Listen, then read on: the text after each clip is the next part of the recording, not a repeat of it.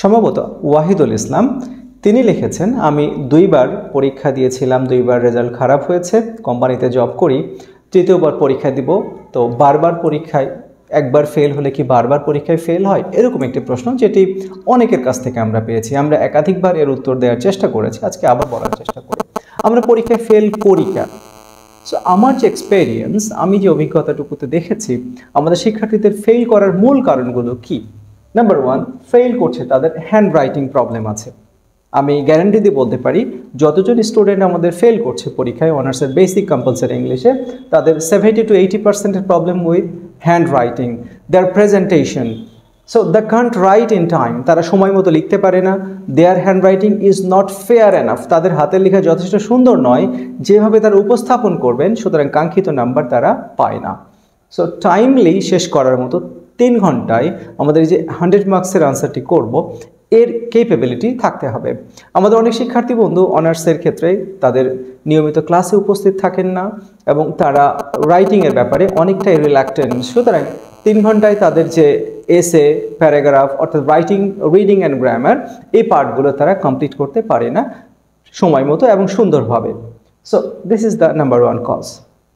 Number 2, no idea about the course. They don't have the clear idea, concept about the course. কি তারা করছে, কেন করছে? শিক্ষার্থী বন্ধুরা, এই কোর্সের প্রবলেমটা হচ্ছে আমাদের রিডিং, রাইটিং অ্যান্ড গ্রামার সম্বন্ধে আমাদের বাস্তব তথ্য থাকে না। সো আমরা যদি এটি বুঝতে পারি যে আমাদের কি পড়তে হবে, আমাদের রিডিং পার্ট আছে 20 মার্কসের, writing part 35 and grammar 45। So এই যে পার্ট সম্বন্ধে তাদের বেসিক ধারণা নেই এবং কোন পার্টটি কিভাবে পড়তে হবে, কিভাবে প্র্যাকটিস করতে হবে, কোন জায়গাগুলো ফোকাস করতে হবে, they don't have that kind of idea. So এটা number, finally last but not the least, সেটি হচ্ছে ল্যাক অফ বেসিক গ্রামার। গ্রামারের যে বেসিক নলেজটুকু থাকবে সেটি সমস্যা। Right form of verbs, rearrange, ডাবলএস কোয়েশ্চেন, কারেকশন, চেঞ্জিং ওয়ার্ডস, এই বেসিক জায়গাগুলো আমরা তাদের মধ্যে দুর্বলতা পেয়েছি। সুতরাং তাহলে এই যে সমস্যাগুলো পেলাম, এর সমাধানটা কোথায়? সমাধানটা হচ্ছে যে আমাদের handwriting should be fair enough and we are to write in time. সময় মতো লেখার ক্যাপাবিলিটি অর্জন করতে হবে।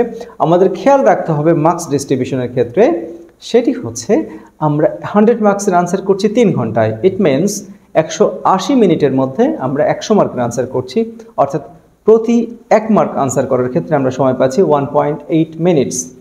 সো আমরা 10 মার্কের প্রশ্নের আনসার করব 18 মিনিটে, আমরা 5 মার্কের প্রশ্নের আনসার করব অলমোস্ট 7 to 8 মিনিটসে। আমরা যদি এটি করতে পারি তাহলে আমরা শেষ করতে পারবো।